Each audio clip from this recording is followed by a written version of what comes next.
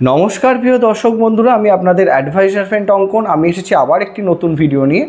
সর্বপ্রথম astro adviser চ্যানেলে আপনাদেরকে জানাই স্বাগতম। আজকে আমরা অবশ্যই আলোচনা করব বৃহস্পতি গ্রহের মিথুন রাশিতে গোচর সম্পর্কে। আমরা প্রত্যেকেই জানি যে বৃষ রাশিতে বৃহস্পতি গত 2024-এর মে মাস থেকে গোচরে আছেন এবং সে কিন্তু বর্তমানে 14ই মে 2025 রাত্রিবেলা সে কিন্তু রাশি পরিবর্তন করছে মিথুন রাশিতে, এবং মিথুন রাশিতে সে কিন্তু 1 বছর থাকবে।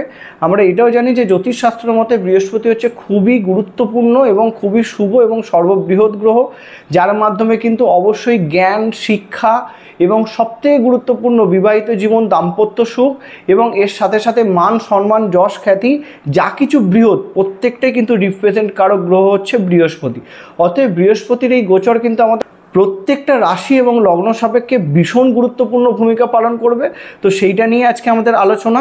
তো আমরা প্রত্যেকটা লগ্ন সাপেক্ষে আলাদা আলাদা করে আলোচনা করব। আমি প্রত্যেকটা ভিডিওর ক্ষেত্রেই আপনাদেরকে বলে থাকি যে যখনই আমরা গোচর ফল দেখব অবশ্যই আপনাদের লগ্ন এবং রাশি ভিন্ন ভিন্ন হলেও দুটো সাপেক্ষেই কিন্তু আপনারা ফলাফলটা দেখবেন। এতে কিন্তু আরও অ্যাকুরেট ফলাফল কিন্তু আপনারা পাবেন। তো আজকে আমরা আলোচনা শুরু করবার পূর্বে আপনাদের কাছে একটাই অনুরোধ, আপনাদের যাদের আমার ভিডিও ভালো লাগছে তারা অবশ্যই চ্যানেলটিকে সাবস্ক্রাইব করুন, এবং যারা আমার সাথে যোগাযোগ করতে চাইছেন তারা অবশ্যই স্ক্রিনে দেওয়া নাম্বারে হোয়াটসঅ্যাপ মেসেজের মাধ্যমে যোগাযোগ করে নিতে পারেন। তো আসুন শুরু করা যাক।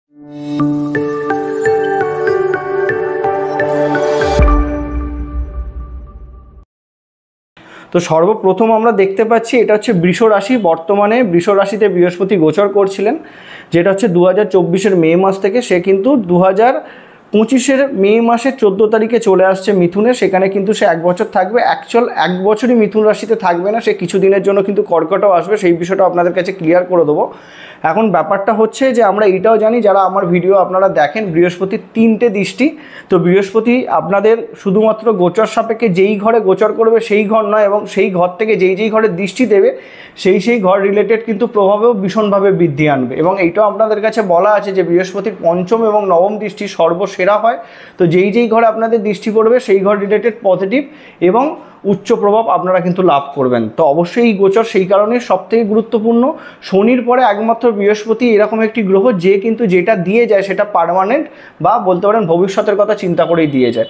তো অতএব এইখানে যদি আমরা প্রথমেই দেখি, এখানে একটা বিষয় তো কনফার্ম যে আমরা জানি যে মিথুন রাশিতে বৃহস্পতি গোচর করছে, কিন্তু একটা বিষয়, মিথুন রাশিতে 14 তারিখ গোচর করলেও মধ্যিখানে কিন্তু আমরা জানবো যে 18ই অক্টোবর 2025 সে কিন্তু কর্কট রাশিতে চলে আসবে। সে মার্গী গতি নিয়ে চলে আসবে এবং কর্কট রাশিতে সে কিন্তু পরবর্তী 2025-এর 11ই নভেম্বর সে কিন্তু বক্রী হবে কর্কট রাশিতে। তাই কর্কট রাশিতে বক্রী সে কতদিন অবধি থাকবে? অবশ্যই 5ই ডিসেম্বর 2025 অবধি বক্রী অবস্থাতেই পুনরায় মিথুন রাশিতে চলে যাবে। বক্রী কথার মানে কি আমরা প্রত্যেকেই জানি, আমার ভিডিও যারা দেখেন, তো বক্রী মানে সে ব্যাকে যায়।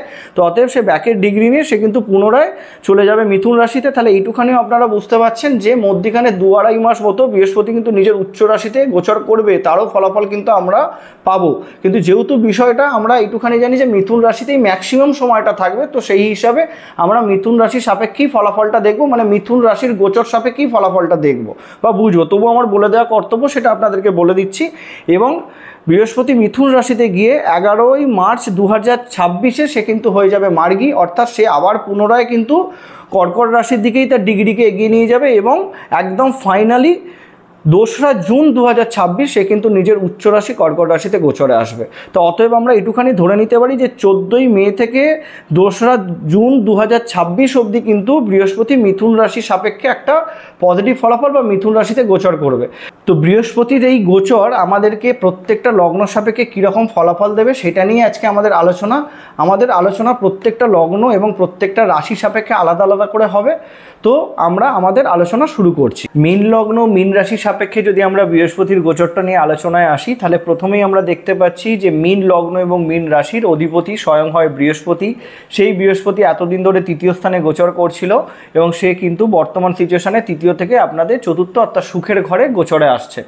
আর এইটাও আমরা জানি যে মীন লগ্ন মীন রাশির মানুষরা লাস্ট 1-1.5 বছর ধরে যথেষ্ট সমস্যার মধ্যে দিয়ে কাটিয়েছেন এবং কিছুদিন আগে অবধি তাদের লগ্ন বা রাশিতে কিন্তু শাপিত দোষ চলেছে। তো বর্তমানে এখন শনি আপনাদের লগ্নে বা রাশিতে গোচরে থাকবে 2.5 বছর। তো এর মধ্যেও যে চতুর্থ স্থানে বৃহস্পতির মতো শুভ গ্রহ এবং লগ্নাধিপতি হয়ে কেন্দ্রের ঘরে গোচর করছে, এইটা এক কথায় বলা যেতে পারে আপনাদের জন্য যথেষ্ট পজিটিভ, যথেষ্ট সুখের সময়।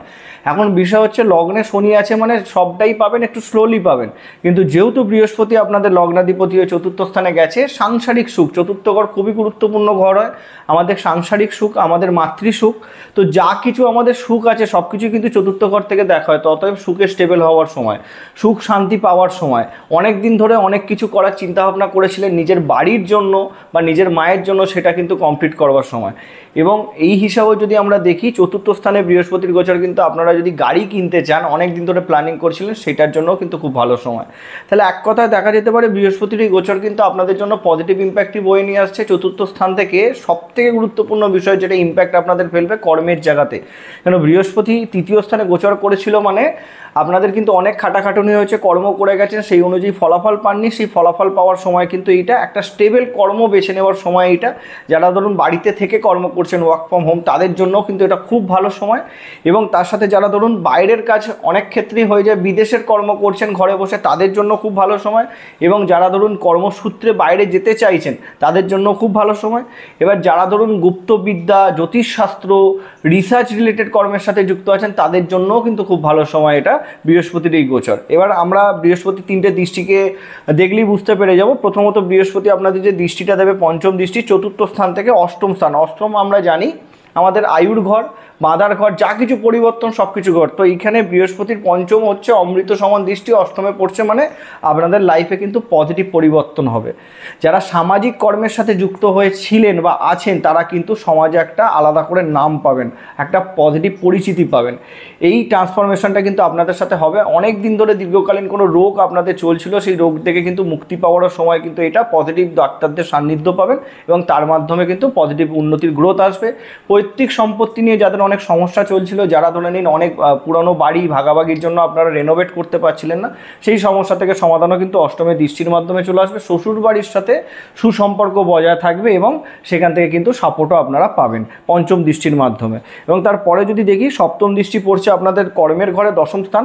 তো নিজের ঘরে বৃহস্পতি যখনই দৃষ্টি দেবে, তো যারা ধরুন টিচিং প্রফেশনের সাথে যুক্ত আছেন তাদের গ্রোথের সময়, যারা ট্রাই করছেন কোনো না কোনো রকম দিক থেকে একটা ব্যবসা খুলবেন, সেটা ধরুন বা এডুকেশন রিলেটেড হোক, সেখানেও সাফল্য থাকবে। এবং সবথেকে গুরুত্বপূর্ণ যদি ফুডের কোনো বিজনেস খুলতে চান বা রেস্টুরেন্ট করতে চান, তাদের জন্যও কিন্তু খুব ভালো সময়। এবং এটাও বলেছি রিসার্চ যারা করছেন তাদের ক্ষেত্রেও সাফল্য পাওয়ার যোগ থাকছে।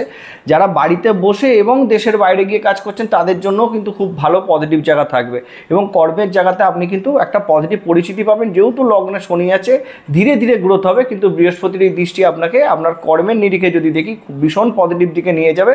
এবং মধ্যিখানে যেই সময়টাতে বৃহস্পতি কিন্তু আপনাদের কর্কটে গোচর করবে অক্টোবর মাসের পর থেকে 3 মাস মতো, সেই সময়তে একাদশে দৃষ্টি দিয়ে কিন্তু আপনাদের কর্ম থেকে পাওয়া লাভের অংশটাও কিন্তু আপনাদেরকে দেখিয়ে দিয়ে যাবে। বলতে পারেন টেলারও আপনারা কিন্তু এই বছরই দেখতে পাবেন কতটা পজিটিভ ইম্প্যাক্ট আপনারা পেতে চলেছেন আগামী বছর। এবং তার সাথে যদি আমরা দেখি এখানে নবম দৃষ্টি পড়বে কোথায়, আপনাদের দ্বাদশস্থান। দ্বাদশস্থান মানে ব্যয়ের ঘর। তো আমি প্রথমেই বললাম যারা বিদেশের সাথে যুক্ত হয়ে কাজ করছেন তাদের জন্য সাফল্য। এক কথা বৃহস্পতির দ্বাদশে দৃষ্টি এবং দ্বাদশপতি শনি হয়ে লগ্নে গোচরের একটাই মিনিং, এই সময়টাতে যে আপনারা ব্যয়টা করবেন সেই ব্যয়টা হবে কিন্তু একদম সঠিক খাতে। যদি বাড়ি করতে চান, গাড়ি কিনতে চান এবং তার সাথে সাথে যদি দেখা যায় বাড়িকে রিনোভেট করতে চাইছেন, তার জন্য অনেক দিন ধরে চেষ্টা করছেন লোনের, সেই লোনটাও কিন্তু এই সময়তে আপনারা খুব সহজ সরলভাবে পেয়ে যাবেন। এক কথায় বলা যেতে পারে স্টেবল খরচ। হ্যাঁ, ইএমআই অবশ্যই আপনাদের জন্য বাড়বে, কিন্তু আমি বলবো সেটা কোনো দিক থেকে কোনো নেগেটিভ নয়। আপনারা ধীরে সুস্থে সেটা চালান, সেটা থেকে উদ্ধার হওয়ার জায়গাও কিন্তু বৃহস্পতি আপনাদেরকে তৈরি করিয়ে দেবে। এক কথায় বৃহস্পতি কিন্তু আপনাদেরকে একদম সঠিক খাতে ব্যয়টা করাবে, যেটা আপনাদের কাজে ধরুন। এইখানে আমি বললাম যে রোগ মুক্তির জায়গা থাকবে, তার জন্য সঠিক ডাক্তারের সান্নিধ্য পাবেন এবং সেখানে কিছু খাতে আপনার ব্যয় হবে, বাড়ি করার জন্য ব্যয় হবে এবং কর্মতে ইনভেস্ট করার জন্য আপনাদের ব্যয় হবে বা বিজনেস খোলার জন্য আপনাদের ব্যয় হবে। তো সেই দিক থেকে যদি দেখা যায় বৃহস্পতির এই গোচর সব রকম দিক থেকে আপনাদের জন্য কিন্তু খুব শুভ ফলাফল বয়ে নিয়ে আসছে। শুধু একটাই বক্তব্য আমি বলবো যে এই জায়গাতে থেকে আপনারা কিন্তু কিছুটা হলেও কোনো না কোনো দিক থেকে ধীরে সুস্থে চলার চেষ্টা করুন। তাড়াহুড়ো করলেই আপনাদেরকে সমস্যা দিয়ে দেবে। যেহেতু লগ্নে শনি আপনার গোচর করছে, যতই বৃহস্পতির দৃষ্টি দিক না কেন আপনাদের কিন্তু গ্রোথটা একটু স্লো যাবে। এর বাইরে আর কোনো নেগেটিভিটি নেই। দ্বাদশে রাহু গোচর করছে, এটাও আপনারা জানেন। তো দ্বাদশে রাহুর গোচরও কিন্তু ইলেকট্রনিক্স গ্যাজেট কেনার পেছনে কিন্তু আপনাদের কিছু ক্ষেত্রে খরচ বৃদ্ধি করাতে পারে। তো সেই জায়গাগুলোতে একটু চিন্তা ভাবনা করে খরচ করবেন, তার ইএমআইতে কিন্তু আপনাদের কিছু ক্ষেত্রে সমস্যা আসতে পারে। এছাড়া কিন্তু কোনো নেগেটিভ কিছু নেই। এছাড়াও যদি আমরা দেখি, এই বর্তমান সিচুয়েশনটাকে পূর্ণ পজিটিভ করার জন্য আপনারা রেগুলার ওং নমো ভগবতে বাসুদেবায় 21 বার করে পাঠ করুন, সেটা আপনাদের জন্য খুব ভালো হবে। এবং যারা বৃহস্পতির জাতক, মীন লগ্নের জাতক বেসিক্যালি, তারা আশা করবো হয়তো বৃহস্পতির রত্ন পোকরাজ কোনো না কোনো দিক থেকে পড়ে আছেন, তারাও কিন্তু এই সময় বৃহস্পতির পোকরাজের ভীষণ সাপোর্ট পাবেন। যারা রাশির মানুষ তারা কিন্তু পারলে রেগুলার না হলেও প্রত্যেক বৃহস্পতিবার ওং ব্রেং বৃহস্পতায় নমো অ্যাটলিস্ট 30 বার করে পাঠ করুন, সেটাও আপনাদেরকে কিন্তু ভীষণ সাপোর্ট দেবে। মায়ের থেকে যথেষ্ট সাপোর্ট পাবেন, শ্বশুর বাড়ি থেকে সাপোর্ট পাবেন। দাম্পত্য সুখের জন্য এই গোচর আপনাদের জন্য খুব ভালো। তো কোনো দিক থেকে কোনো সমস্যার জায়গা নেই। তো অতএব এই সময়টাকে পূর্ণরূপে কাজে লাগান এবং এগিয়ে যান। এই ছিল আমাদের মীন লগ্ন মীন রাশি সাপেক্ষে বৃহস্পতির গোচর নিয়ে আলোচনা। দেখা হচ্ছে পরবর্তী ভিডিওতে। নমস্কার।